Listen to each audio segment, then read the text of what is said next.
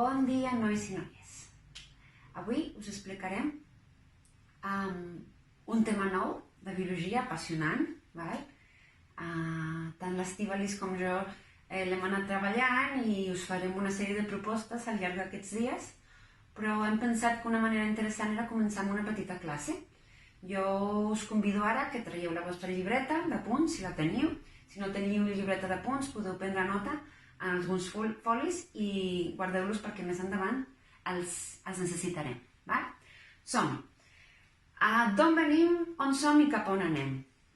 Fa uns dies havíem fet unes activitats sobre la cèl·lula per recordar el concepte de cèl·lula, recordar els orgànuls que formaven part de la cèl·lula. L'any passat vau estudiar tots aquests aspectes i ara els hem com de recuperar i aprofitar-los per aprendre coses noves.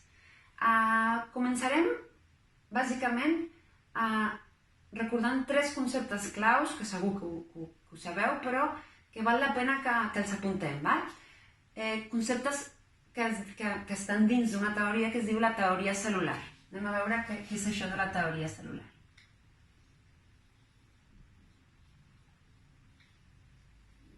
Jo no us copiaré tot, perquè ja veieu que la pissarra és petita, però sí que us faré les 3 idees principals.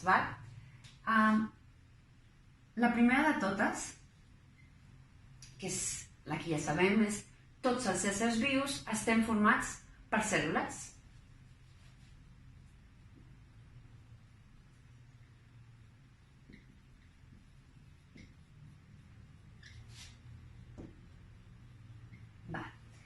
Aquí anem a aclarir un parell de coses. Un ésser unicel·lular està només format per una cèl·lula i un ésser pluricel·lular com nosaltres està format per moltíssimes cèl·lules. La majoria dels exemples els posarem en éssers pluricel·lulars com nosaltres perquè ens és més fàcil d'entendre. Què més diu la teoria cel·lular? La teoria cel·lular diu que la cèl·lula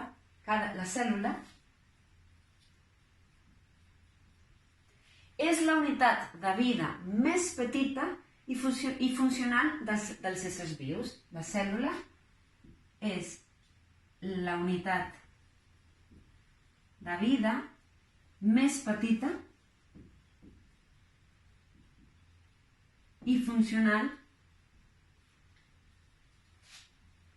dels éssers vius. Ojo, és molt important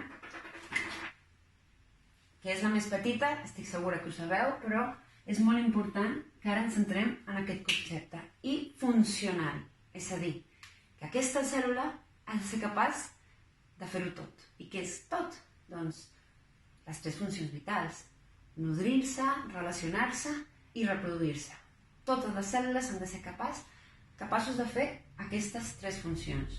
Sí, a més és la més petita, capaç de fer-ho per si sola. El que passa és que si vius en un ésser pluricel·lular, t'has de coordinar amb les cèl·lules veïnes, per exemple. I un tercer aspecte. D'on apareixen les cèl·lules? Les cèl·lules apareixen de la no-res? No. Totes les cèl·lules provenen de cèl·lules preexistents. Totes les cèl·lules es formen a partir de cèl·lules preexistents. Que en aquest punt concretament estaríem parlant de la reproducció, que és el tema que ens tocarà que tractarem aquests dies. Important, totes les cèl·lules es formen a partir de cèl·lules preexistents. És important entendre que si tots els éssers vius ens formem a partir de progenitors, doncs les cèl·lules d'un individu també es formen a partir de cèl·lules preexistents. Abans de continuar, ara vull que pensem en 3 situacions molt properes i reflexionem una mica al respecte. Quan ens fem una ferida, tothom s'ha fet una ferida, nosaltres el que fem és ens posem una tireta i al llarg d'uns quants dies la ferida s'ha curat del tot. Us heu pensat com és possible que hagi passat això? Com és possible que una ferida, cèl·lules que diguem que s'han espatllat, que s'han mort perquè hem tingut un petit accident, de cop i volta es curen, apareix, es tanca el teixit de nou i tenim la pell com si res. O, per no anar més lluny, les nostres ungles constantment estan creixent, no? Les hem de tallar, constantment estan creixent. I hi ha una cosa que és hiperevident, és el creixement del cabell, que ens fa imaginar que estem produint, no? Produint cabell, produint ungles, produint cèl·lules. Doncs aquests 3 exemples són per entendre que les cèl·lules constantment s'estan reproduint. No ho fan en ritmes iguals, ho fan en ritmes diferents. Aquí justament us he posat 2 exemples, en el qual el creixement de les cèl·lules es fan, una cèl·lula crea una altra, una cèl·lula crea una altra, una cèl·lula crea una altra, i en global veus que el canvi és molt, molt ràpid. Quan tenim una ferida, Déu-n'hi-do. També la producció de cèl·lules és força important. Però ara us faig la reflexió de... I en el cas dels individus, de vosaltres mateixos, quan vosaltres encara esteu en etapa de creixement. Fa uns dies hem estat treballant el tema de la reproducció. Vol dir que hi ha canvis que esteu patint, no? Doncs vosaltres esteu creixent també en mida. Si ens imaginem com sou ara, a com éreu fa uns anys, heu crescut. Però aleshores és molt important que pensem, heu crescut perquè les vostres cèl·lules s'han fet més grosses o heu crescut perquè ara teniu moltes més cèl·lules? Doncs això és la clau, entendre que no heu crescut perquè les vostres cèl·lules s'hagin fet molt grosses i gegants, sinó que hi ha hagut un procés que es diu reproducció cel·lular, en el qual les cèl·lules han anat reproduint-se, generant moltes més cèl·lules perquè l'individu al final acabi creixent. Però aleshores la pregunta és, les cèl·lules només es reprodueixen? Doncs no, les cèl·lules fan les 3 funcions vitals, no? Fan les 3 funcions vitals. Se'n recordeu d'aquestes 3 funcions vitals? Doncs, relació, nutrició i reproducció. Us ho faig en aquest ordre perquè m'interessa molt que diferencieu 2 grans grups. Totes les nostres cèl·lules, la majoria del temps, s'estan relacionant amb les cèl·lules del voltant, amb les cèl·lules les mateixes cèl·lules, per exemple, en el cas d'un teixit, o amb cèl·lules diferents, com per exemple quan una neurona que ha d'anar transmetent informacions, o s'han d'estar nodrint. Sou conscients que constantment hem d'estar ingerint aliment per tant de poder tenir energia, transformar l'aliment en energia. No només en energia, també necessitem aliment, nutrients, per després poder fabricar d'altres cèl·lules. Doncs les cèl·lules es passen la major part del temps fent les funcions de relació i de nutrició. I molt poc temps, per això ho poso aquí amb un rellotge gran, fent la relació i la nutrició, i molt poc temps reproduint-se. Ara bé,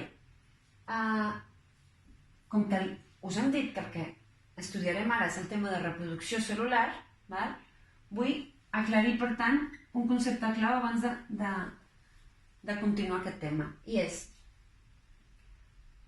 una cèl·lula neix, una cèl·lula ha de créixer, i a partir d'una cèl·lula s'han de poder formar 2 cèl·lules idèntiques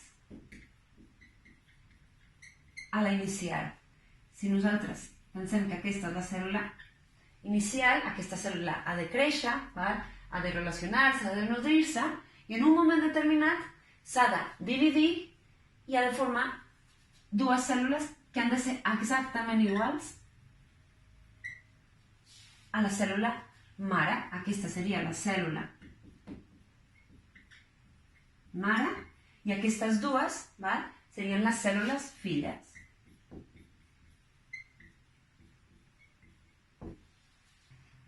Tot el que us hem anat explicant, en els vostres apunts, que no us ho he dit abans, podeu posar sota el títol d'Introducció.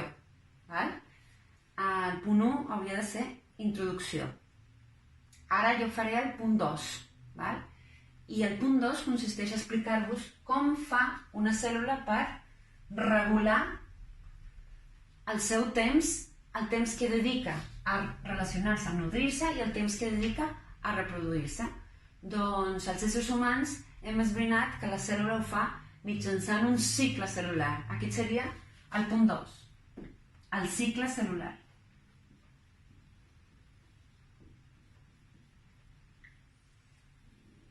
Si algú ara no entén per què he posat el punt 2, torneu a l'inici dels vostres apunts i poseu-vos un 1 d'introducció.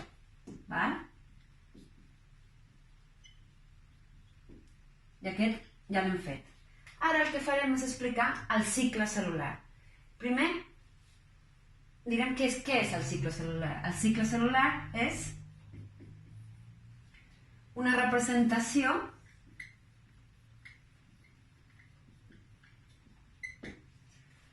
de les fases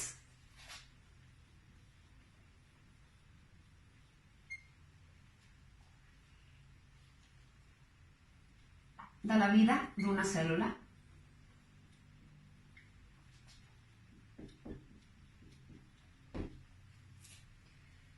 Una cèl·lula neix, creix, fa les seves funcions vitals, es reprodueix i mor, oi?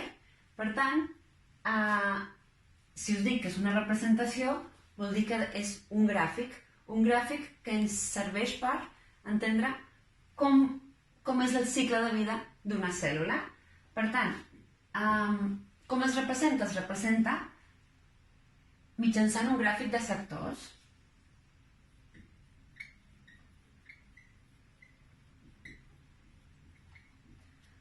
Amb un gràfic de sectors.